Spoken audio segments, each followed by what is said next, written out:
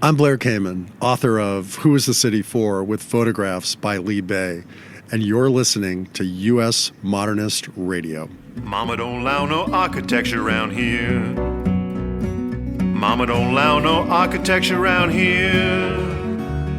Oh, I don't care what Mama don't allow, gonna draw mine modern anyhow. Mama don't allow no architecture around here. Welcome to US Modernist Radio, where we talk and laugh with people who enjoy, own, create, dream about, preserve, love, and hate modernist architecture, the most exciting and controversial buildings in the world. I'm Tom Guild. US Modernist Radio started back in 2015, one dark and stormy afternoon, and I cannot believe it, but here we are at episode number 300 with a very special architect that we have been working for years to get on the show. George has had a bag packed forever, ready to fly to Copenhagen at a moment's notice. Devoted listeners know exactly who we're talking about, because every time we say his name, you hear... Yes, today that long quest comes to a happy ending as we welcome architect and ferryboat owner Bjarke Ingels. Later, we'll swoon over jazz vocalist Halie Loren. And now, the guy who publicly said Bjarke Ingels is this century's Frank Lloyd Wright. Here's your host, Mr. Modernism, George Smart. Thanks, Tom. I was interviewed by Dezeen a few years ago about my 10 favorite modernist projects, one of which was by Bjarke Ingels. It was the Via 57 West building in New York, a structure that changed the look of the West Side. All I want for Christmas is to spend a weekend in that building. Dezeen quoted me as saying, Bjarke Ingels is this century's Frank Lloyd Wright. What I think I said was Bjarke Ingels is the Frank Lloyd Wright of his generation. Either way, Bjarke is arguably the most accomplished living architect in the world, and by arguably, there is argument. For most non-architects, mere mortal fans of architecture like me, he is revered and has the inspiring, sometimes dazzling array of projects to back it up. For design insiders, though, it's a little bit like some musicians feel about Taylor Swift. A huge amount of jealousy and damnation by faint praise, like, he's got a good marketing team, or trolling with, his contribution to architecture is like Cardi B's contribution to rap. Such remarks are to be expected when you're at the top of your game.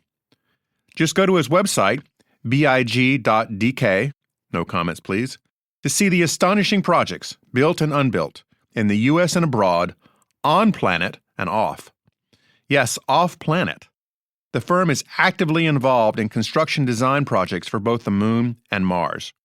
His firm has designed the largest neighborhood in the country, in Austin, Texas, to be 3D printed. His lectures, many on YouTube, are mesmerizing. 60 Minutes featured him as one of the few architects ever interviewed on the show. All this, and Bjarke is not even 50 years old. Frank Lloyd Wright lived to 91, so as much of a wow factor as the firm is now, we ain't seen nothing yet. US Modernist Radio is underwritten by Diane Bald and the Budman family, restoring significant architecture in Toronto, Los Angeles, Malibu, and Palm Springs. Like Zaha Hadid and Josh Ramus, Bjarke Ingels got his start with Rim Koolhaas and the firm OMA. Then, after a brief partnership, he started BIG, aka BIG, in Denmark. With 600-plus employees and offices in 4 countries, maybe more by now, BIG came on the world design radar with The Mountain, a residential project in the Øresund area of southern Copenhagen. More large commissions in Denmark followed, with similar praise, and by 2010, BIG was in New York. The firm's creativity, connections to fantastic clients, and Bjarke's brilliant choice to hire Sheila Maney Sogard as CEO was atypical for architects who are not the greatest at management and marketing.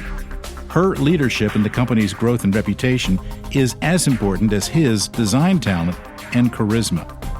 BIG's projects include an incinerator that doubles as a ski slope in Copenhagen, the National Art Gallery of Greenland in Nuuk, the headquarters for the Shenzhen Energy Company in Shenzhen, China, Oakland Ballpark in Oakland, California, the Kimball Art Center in Utah, and many more. You can see his residential work at usmodernist.org/Ingels. That's INGELS.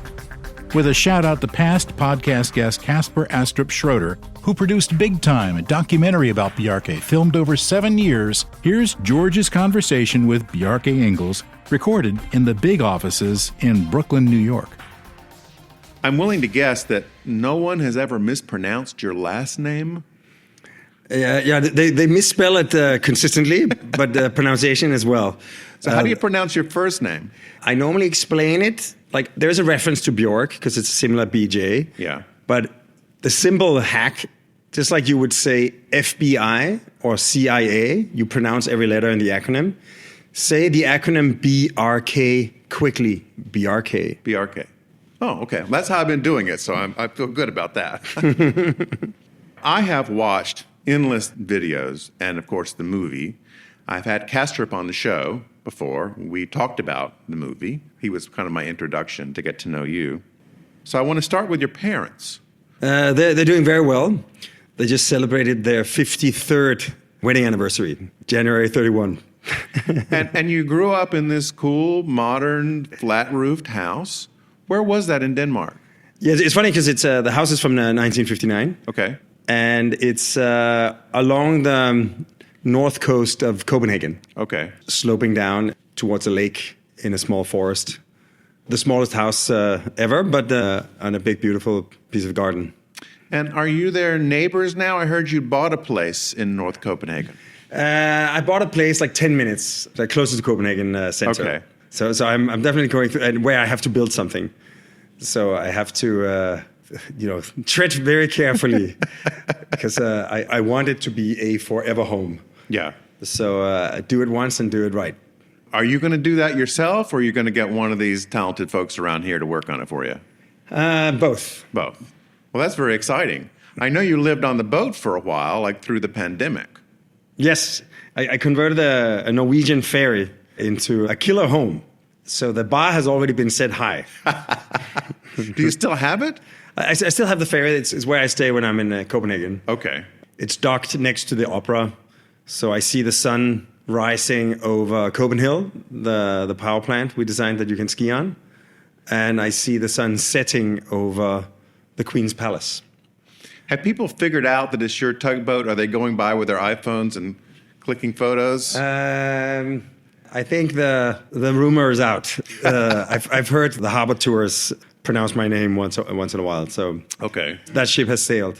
You've learned a little bit about dealing with fans, right? I read that you and your friend Nikolai gave you some pointers on that. Yeah, I don't know if he gave me any pointers, but I just observed him. That, of course, he's a very recognizable and very handsome man. He played Jaime Lannister in Game of Thrones. Which you were in, right? A little bit? I came to see him on set in 2 of the seasons. But I just saw how elegantly he deals with the attention he gets. And it never becomes an issue because he just, takes the photo and moves on very quickly. So, well, that's pretty cool. That's pretty cool that you got to do that. Yeah. Dan and David sort of took me around the set where they built a good part of basically downtown Dubrovnik, which is the location for King's Landing.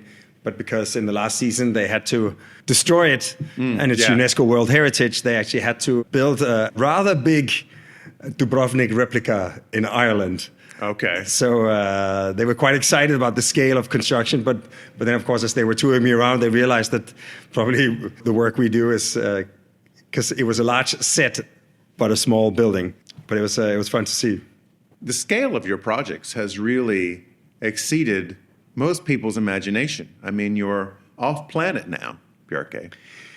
Yeah, it's true. And I think our work with ICON and NASA is really becoming quite tangible. Now we have an actual commission to send a 3D printer, essentially a laser sinterer, to the moon by 2026.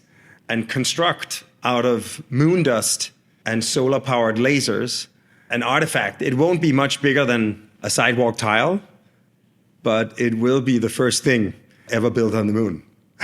That's just fantastic. Yeah. I know when I watched the movie The Martian about 7 years ago, which has this advanced colony there, you can kind of tell that they tried to make it look like some of it was made in a futuristic way with materials and methodologies that didn't exist yet. And that's really the crux of what you're trying to do, is figure out new ways not only to build on the moon and Mars, right? You're talking about Mars too. But I'm really fascinated by what you're doing in Austin with Icon. These are very modest homes. Yeah, I love the idea that, we've had a long ongoing collaboration with Icon, and I met Jason Ballard, the CEO and founder, 4 years ago at South by Southwest. And it's kind of interesting because, like, working with them and their engineers to be able to build something on the moon has forced us and them to push their technology further and further. Because you can say right now with the gantry crane, it's kind of a very simple, like almost like an old-fashioned inkjet printer in a very large size, like 30 feet long.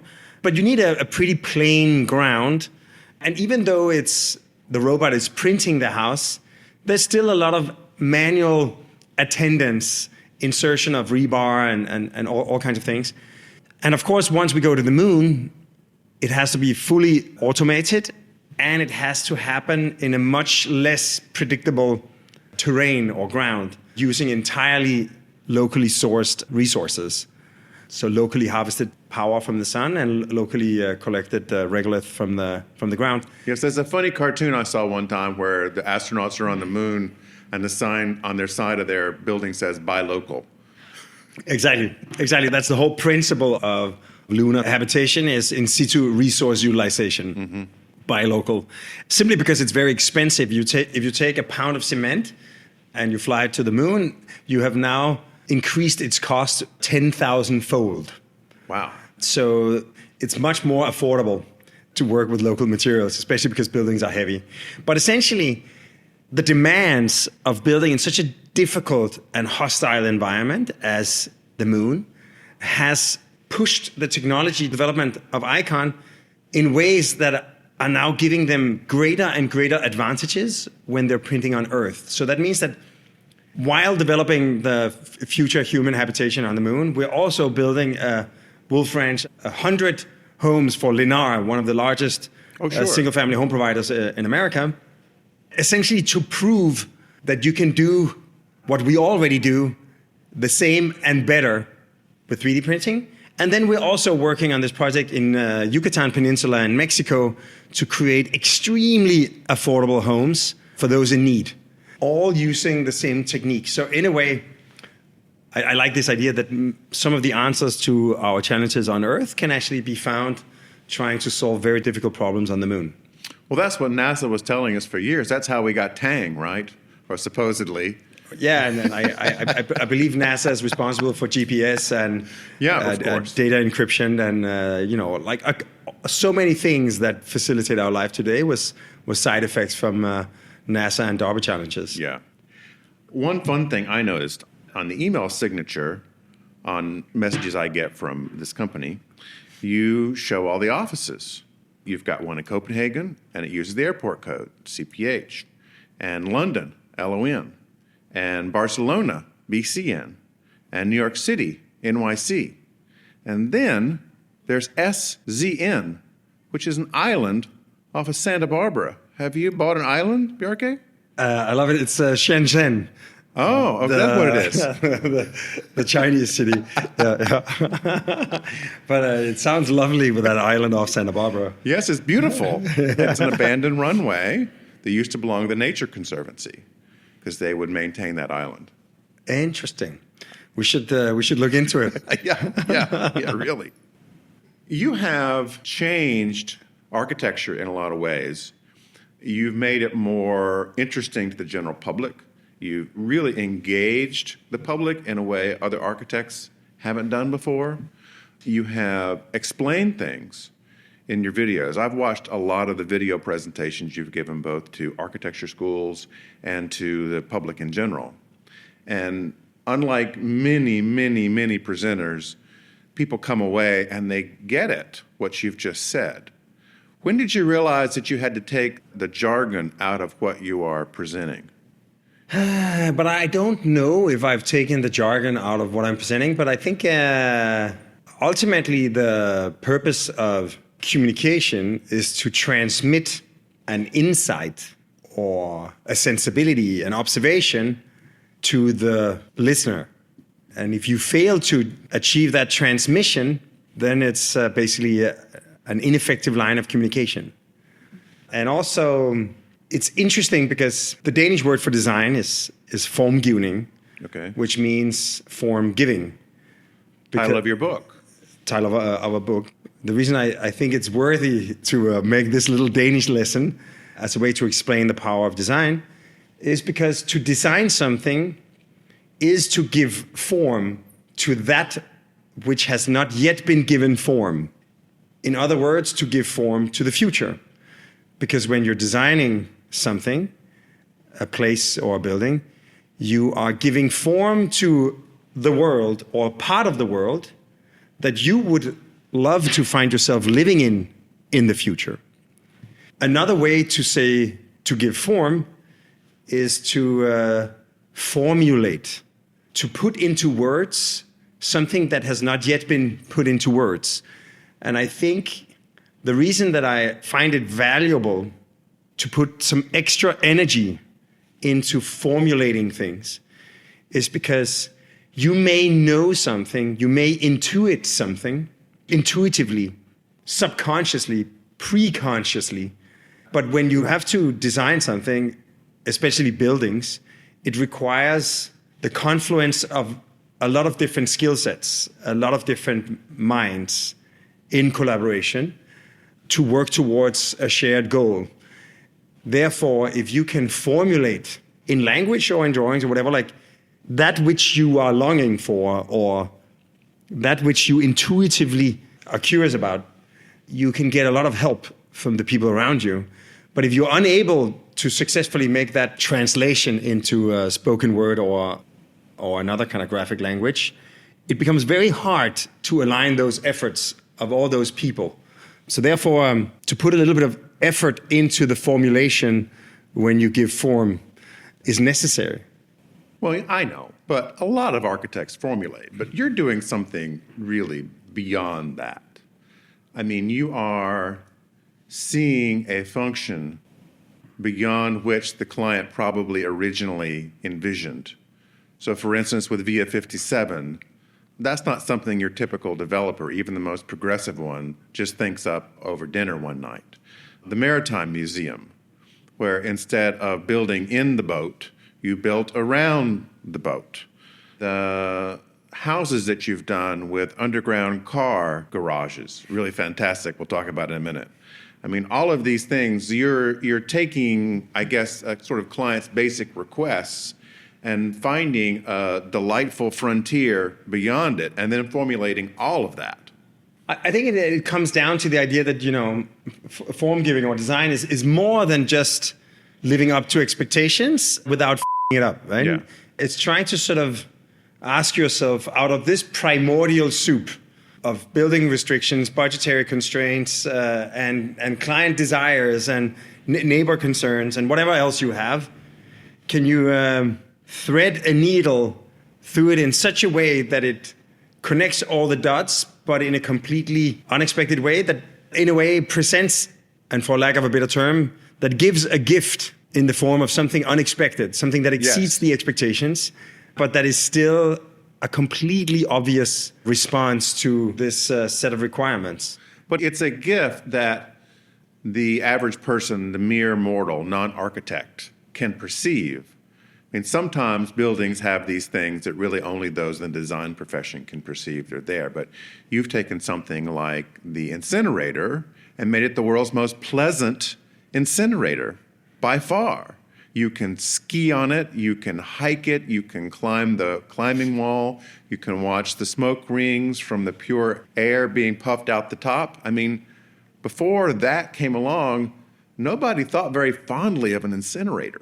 No, but I think it's the book Form Giving. We started with a quote from William Gibson, the grandfather of cyberpunk. And it's a beautiful quote that I think is very meaningful in architecture. It's the future is already here. It's just not very evenly distributed. Yeah. And I think in many ways our job as architects is to be midwives assisting the future in giving birth to itself. The future is almost fully formed. You just have to help it be born. And that was true for the waste-to-energy power plant, Copenhagen, is that the technology proposed for the power plant was already the cleanest in the world. And the exhaust from the chimney would already be steam and air that was essentially cleaner than the air of Copenhagen. Yeah. So that meant that even though it might still look like a typical power plant, it was something completely different. And we tried to think hard, what can we do that would blatantly manifest the newfound freedoms of this kind of sustainable technology? In that sense, we saw the Copenhagen power plant as a manifestation of what we call hedonistic sustainability, the idea that the sustainable future is not only better for the environment, it's also much more enjoyable for the people that inhabit it. Oh, yeah. As a side effect of all this clean technology, of course, it's better for the environment. The CO2 emissions are lower, there are no toxins. But it also means that you can suddenly consider the facade, the tallest climbing wall in the world, and you can consider the roof at Alpine Park, where you can hike and ski.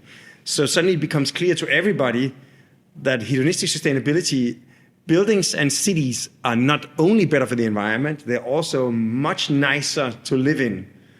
But you've made it understandable. I mean, when I hear that the smoke is pure, it's a fact.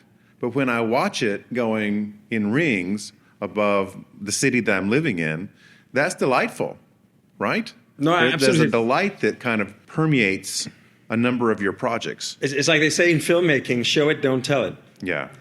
And I think we try to let the buildings express the potential, the newfound freedoms that are already there. We just have to identify them and enjoy them. So in doing all this good work, Mr. Anderson, who is your Agent Smith? Yes, I love it. I mean, there's a lot of Agent Smith in the world. I think because I really firmly believe that what we do is just to identify and benefit from things that are already like almost there.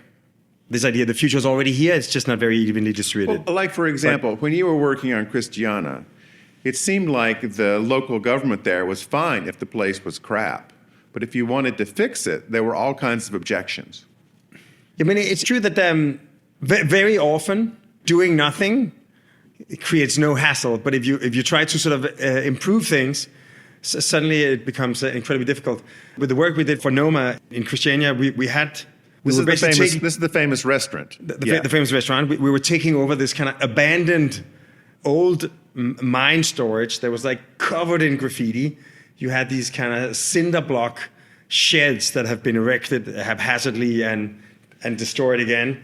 And we tried to sort of turn the place back to life, preserving the historical storage and adding some new structures, definitely cleaning up the place, removing all the needles and whatever else you had.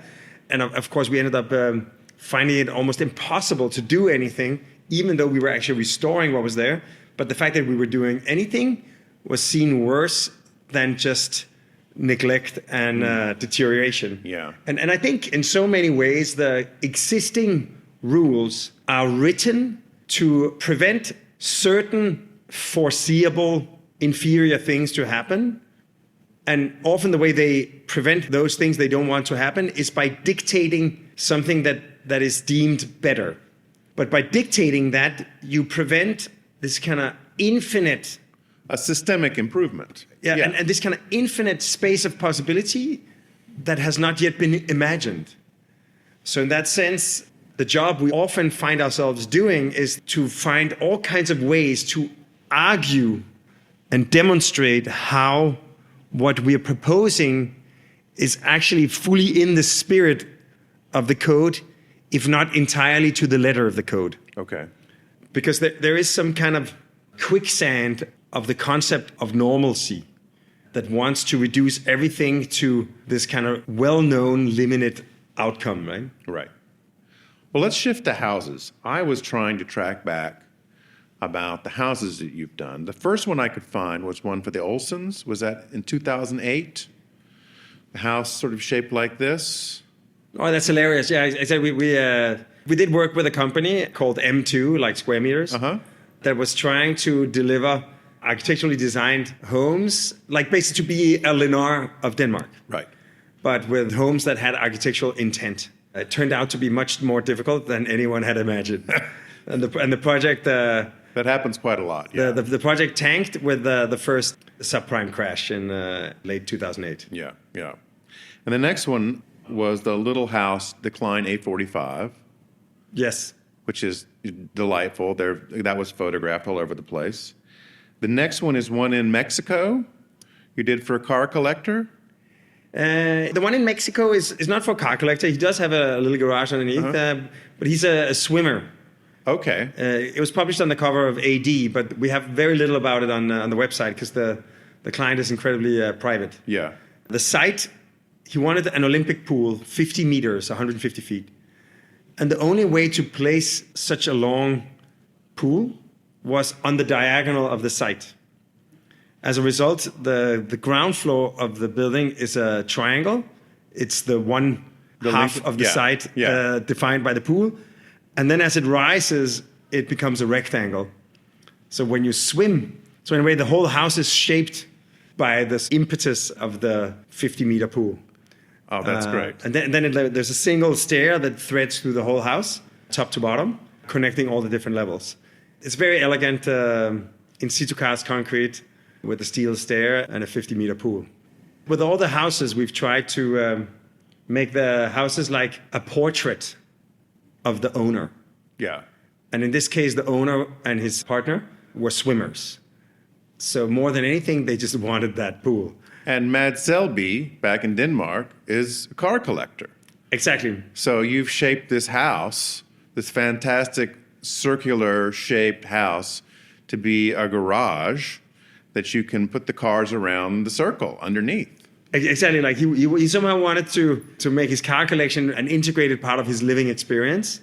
So he had some idea of having a 2-story house with a kind of car elevator that could connect so the cars could come up into the house. But because the site could be situated on the top of a hill, surrounded by public access on all sides, because it's actually in the middle of what has historically been a publicly accessible meadow. In Aarhus, right? In Aalborg, North of Aarhus, okay. exactly. So then the house became this kind of very simple idea of a linear building.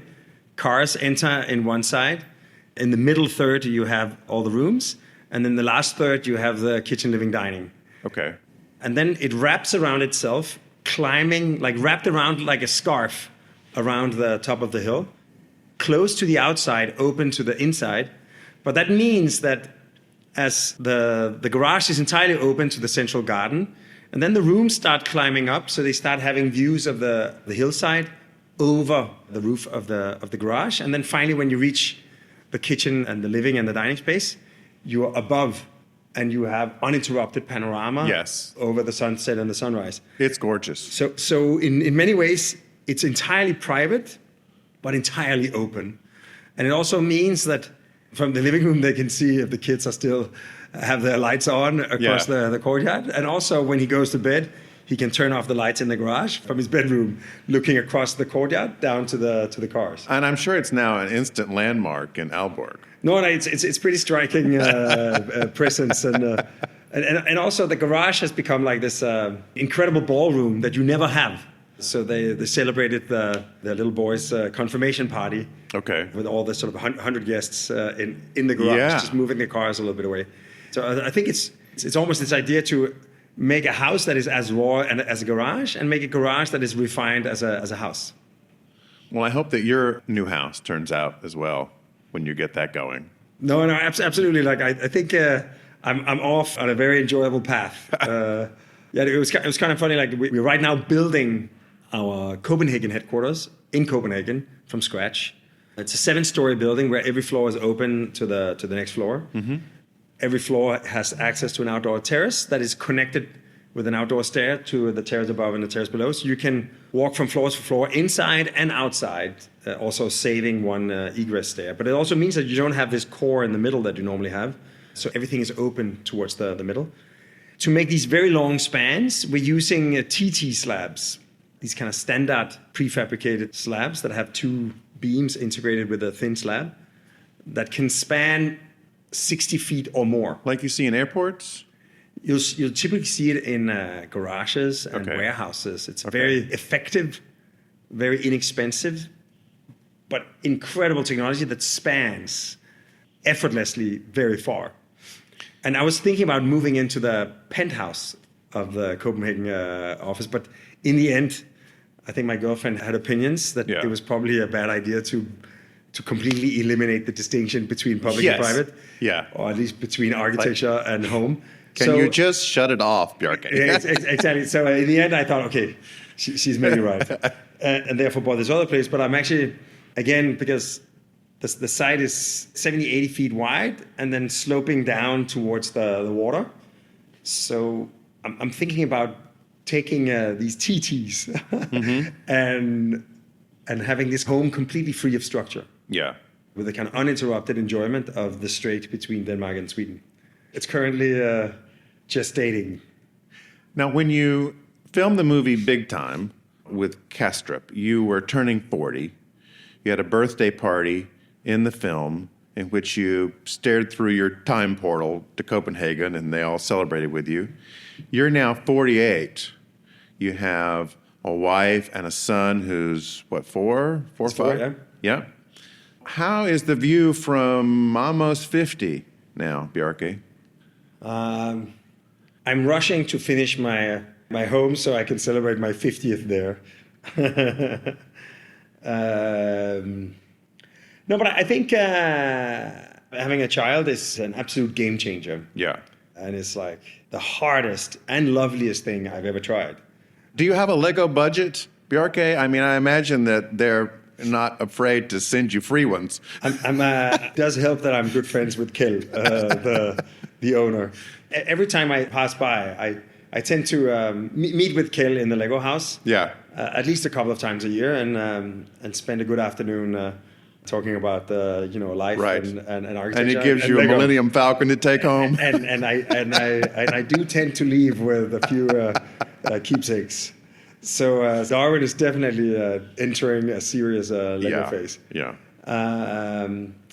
It is impossible to imagine the full concept of love until you've had a child. Yeah. I normally used to say that I thought it was a misnomer that we call the love we have for our girlfriends or like partners and the love we have for our parents and the love we have for our children, that we use the same term because it's clearly not the same. Right. Except when you get a child, you start understanding that the love for a parent to a child is in a strange way, the root.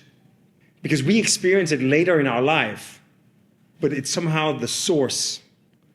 We experience it later in our life, so we think of it as a third thing, because the first thing we experience is our parents' love for us. Right. And our love for them, but it's not entirely not the same, no. So, and then we experience like our attraction or our love for... Because we think our parents are idiots, of course, starting out. Exactly. And also, like I've said so many times, like, had I known that my parents loved me the way I love Darwin, Jesus Christ. Yeah. If I had only known. But all this aside, so that's, of course, a huge transformation or evolution.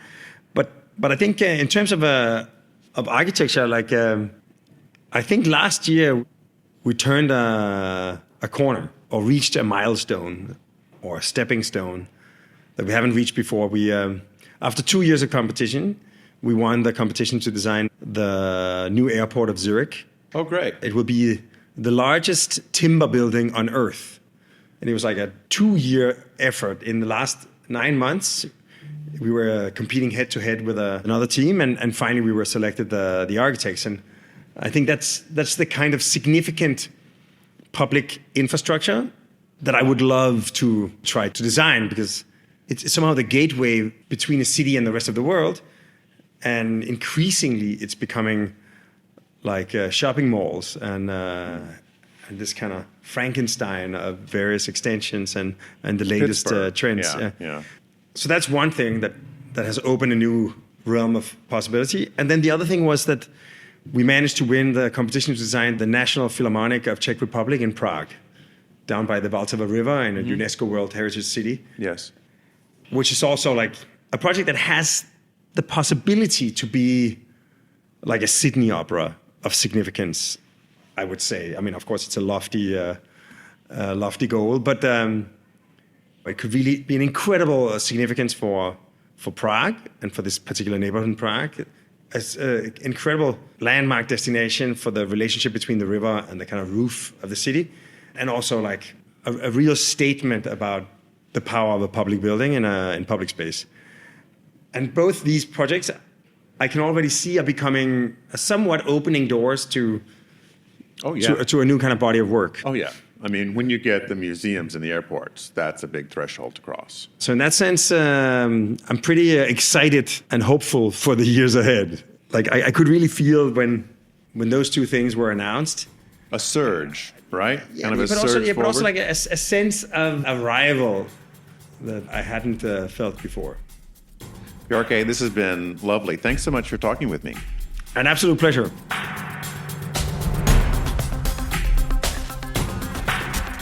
That was George Smart with Bjarke Ingels, a phrase I wasn't sure I'd ever get to say. The charming and soulful singer-songwriter Halie Loren won a songwriting contest at age 13, went to Nashville at 17, and had her first album at 20. Besides graduating in visual arts from the University of Oregon, Go Ducks! she's huge in Asia, quack, quack, especially Japan, bringing original songs and powerful standards to #1 on the Canadian and Japanese jazz charts. Her jazz debut, They Ought to Write a Song, won Best Vocal Jazz Album of the Year in the Independent Global JPF Awards. And her latest album, Live at the Cotton Club, was recorded in Tokyo. I discovered her on Pandora, and for this 300th show, I'm thrilled to welcome, talking to us from her home in Oregon, Halie Loren. Hi, Halie.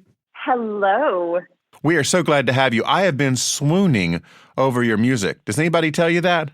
Oh, well, I really appreciate that. Thank you so much, and thank you for having me. As far as swooning, that is a word I hear far too little in today's world, but I'm taking it to heart. So Yes, thank you. It's a mid-century word. It is. It is. It really is. It is very much a classic word. Now, you're originally from Sitka, Alaska. Was that where you won the songwriting contest? No, I lived in Sitka until I was in my early teens.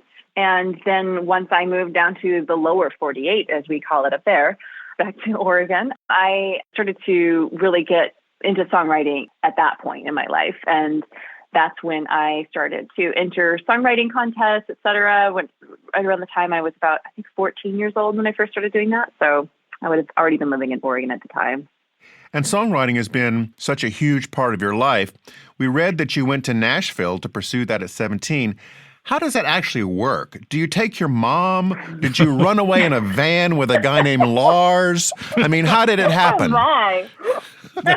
You're inventing some very interesting alternate storylines here. Yes. The first one was exactly correct. My mom did come with me for the first few months because I was 17 and I had never been, on my own in any way. And so she did come and help me kind of situate myself for a little bit of that time before heading back to Oregon. And thank goodness, because honestly, I was a child.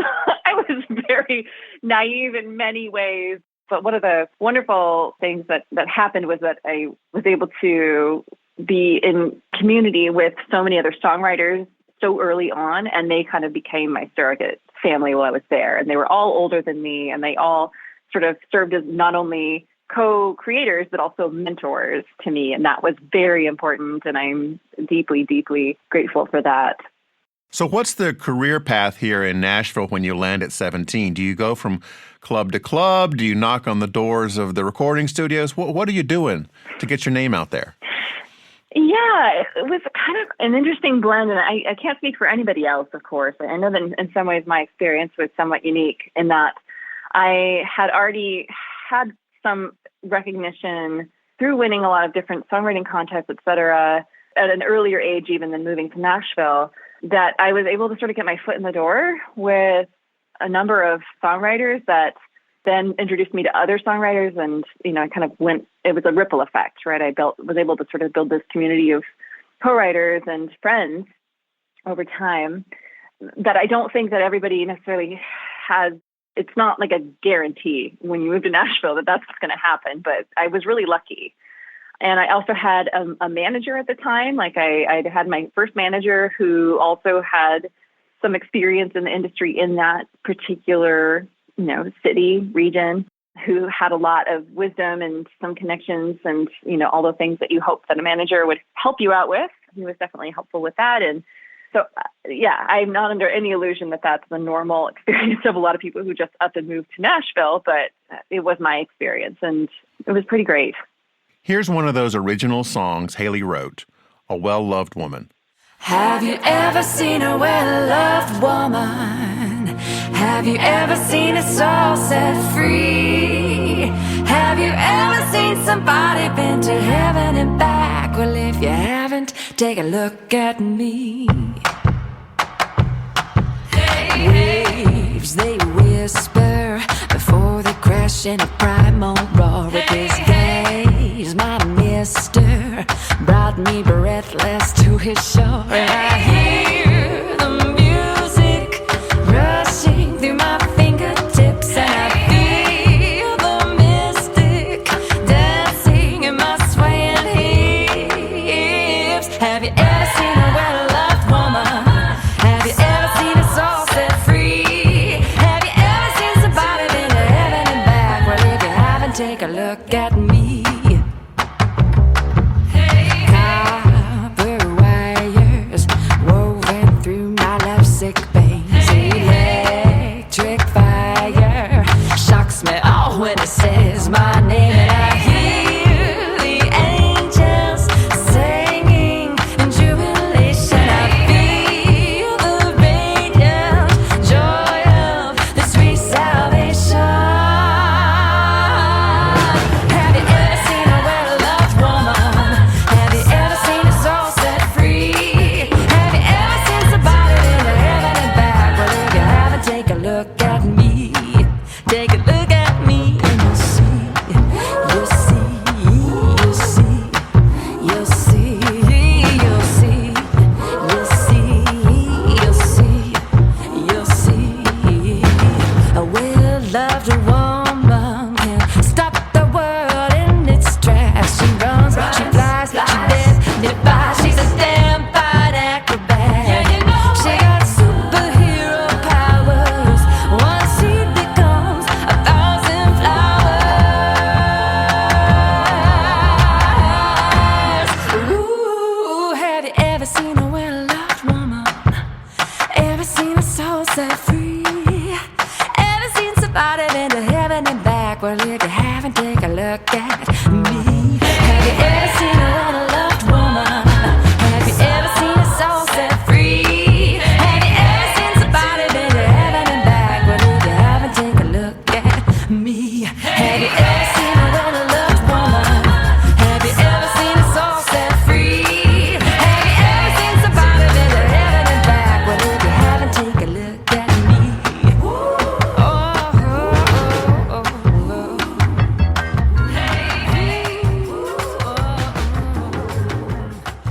That doesn't sound like a Nashville song at first blush. It's great. It's pretty great. Yeah. I'm picturing you in some kind of ball gown with the backup singers moving around in the background. Is that what happened? Tell me it is. That song was written quite a long time after I moved away from Nashville, so you're right. It wasn't a Nashville song. Yeah. It was a much more recent song for sure. It came from a different kind of place for me. I've written a lot of different kinds of songs over my lifetime.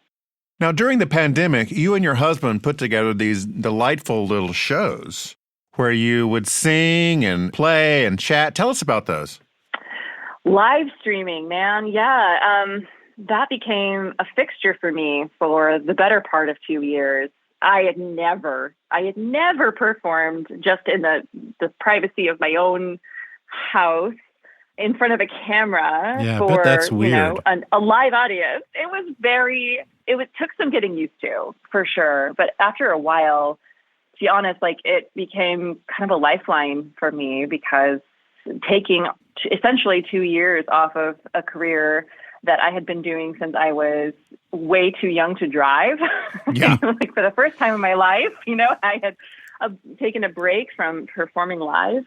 It was really filling sort of this hole in my life and this ability to connect with people through music. And so it was lovely. I definitely had to cut myself a lot more slack because sometimes, I'd play songs by myself. Sometimes it was he and I with guitar and vocal.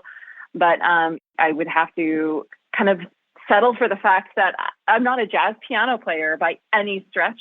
And so like there were certain songs that I really couldn't tackle very easily on my own, or, things that people would request that I I didn't know quite how I'd be able to do it. And so I actually invented this whole recurring thing that I did that was just me with my tracks without my vocals that I would play, and I'd call it karaoke.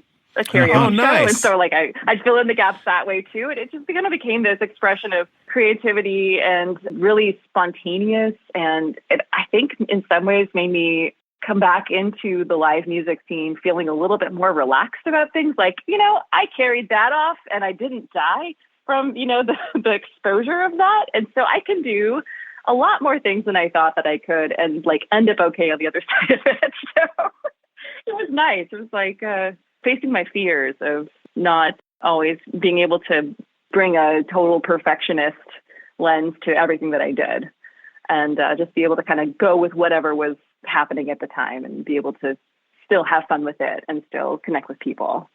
And your husband, he seemed pretty chill with the whole thing. I think a lot of the time he was, because I was the one who was calling a lot of the shots. He was just like there. He's like, I'm here.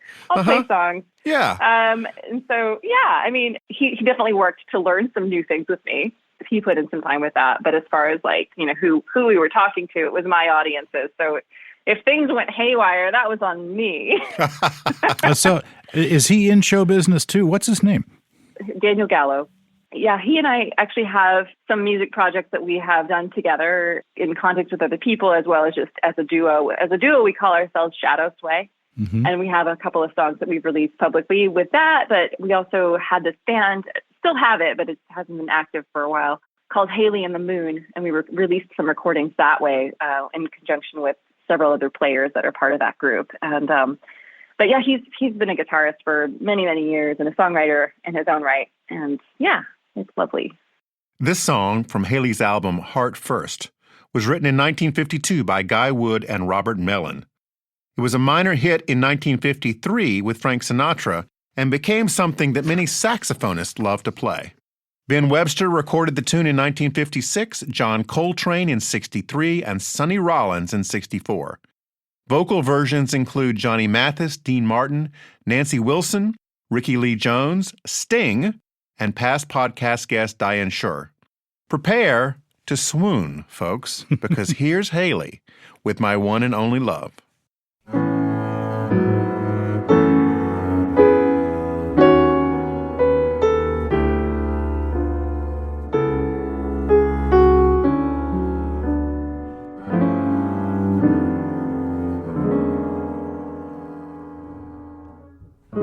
The very thought of you makes my heart sing like an April breeze on the wings of spring.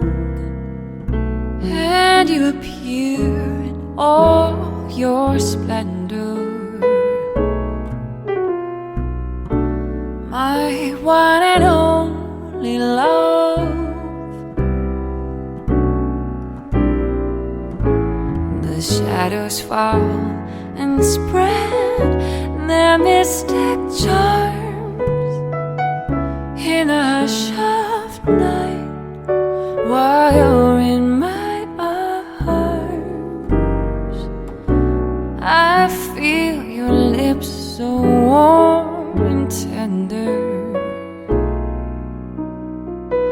my one and only love. The touch of your hand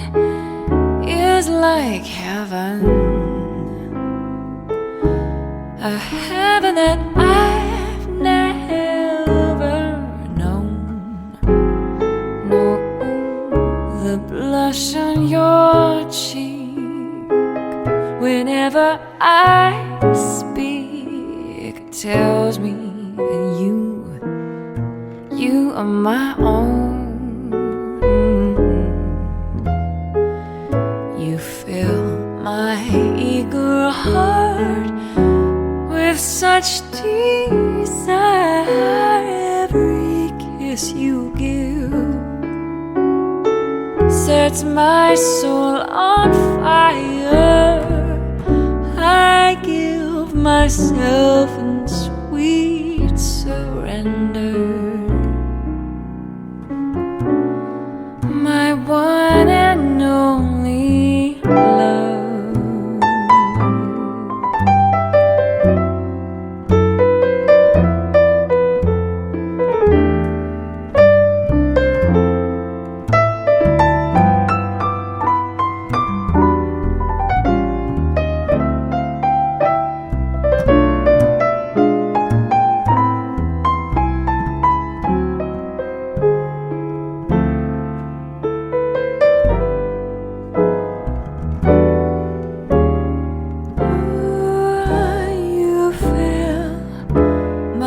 Eager heart with such desire.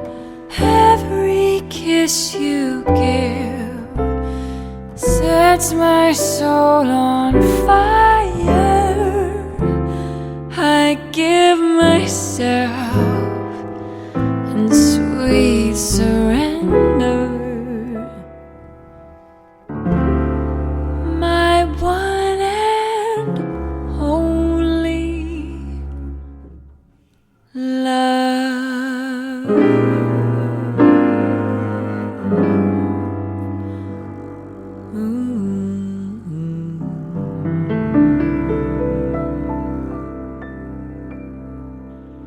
Wow, Halie, that's pretty awesome. Oh, thank you. Apparently, I've melted into my table here. I'm just a heap of nothingness. I have to get a mop. Yes. Swooning too much is a thing, apparently. Yeah. I'm glad you enjoyed the song very much. And I love that you mentioned Diane Shore, too, as one of the people who performed that song. I'm so tickled that you guys have interviewed her in the past. That's amazing. Yeah. She's one of the greats for sure. And she lives in Palm Springs, where we hang out during February every year. So we might even get to see her one of these days. Wouldn't that be lovely? Halie, people can reach you and buy your music at HalieLoren.com. That's HalieLoren.com. Halie, where are you going to be touring this summer and fall? I will be touring all over the place. Things are still shaping up in terms of getting the official calendar out, but it will definitely be out ASAP. I'm going to be playing along the West Coast in California. I'm going to be doing some things in Canada and the East Coast, and hopefully things are shaping up to even be going international again, besides, of course, Canada is international, but, across the ocean in addition, because I will be having a brand new album coming out. So that's very exciting for me. And that usually, of course, means promotional tours. So that's what I'll be engaged in. And my full calendar will be available on my website. And I post frequently on social media, too. So if people, want to follow me on there, I'm on Facebook, Instagram, YouTube, Twitter, all the places. And everywhere. I also have a Patreon. So, yeah, if people want to join my Patreon, that's also a great way to keep in touch with what I'm doing. But there's always my website also. So many ways. So it's HalieLoren.com. So make sure. That's right. Because I bet people misspell your name sometimes. They often do, yes. And they mispronounce it a lot, too. I get a lot of Halies, which I totally understand. But it is Halie Loren. and like Sophia. Like Sophia. I say that a lot, and you'd be shocked how many people are like, who? Whoa! Oh, wow. No, that's sad. You're not coming to my Christmas party. Exactly. Well, I sure hope that I can see you perform live somewhere, Halie. I'll be monitoring your tour schedule, and we'll be back in touch. Well, thank you so much for having me as a guest on your show. It really has been a treat. Thanks for listening. U.S. Modernist Radio is underwritten by Diane Bald and the Budman family, restoring significant architecture in Toronto, Los Angeles, Malibu, and Palm Springs. Visit USModernist.org's massive archives to listen to past shows, discover documentation of 20,000 significant modernist houses, and access 4.1 million pages of classic 20th century architecture magazines. U.S. Modernist Radio is produced by Soundtracks Recording Studios in Raleigh, North Carolina. Our theme song was performed by George Smart and Robinson Earl, with guest research by Kelly Policelli. U.S. Modernist Radio is a production of Modernist Archive Incorporated, a nonprofit educational archive for the documentation, preservation, and promotion of modernist residential design. I'm Tom Guild. George and I'll be back soon with another 300 shows from U.S. Modernist Radio. Wait a second. Another 300? Oh, sorry, Tom. Remember that night we did tequila shots off that stripper in Palm Springs? You signed a contract through 2032. George, I don't think so. I think you're making that up. You're right. It's only through 2031. You know, at some point we might have to, in a few years, revisit that phrase mid-century. Yeah. Get it? Yeah.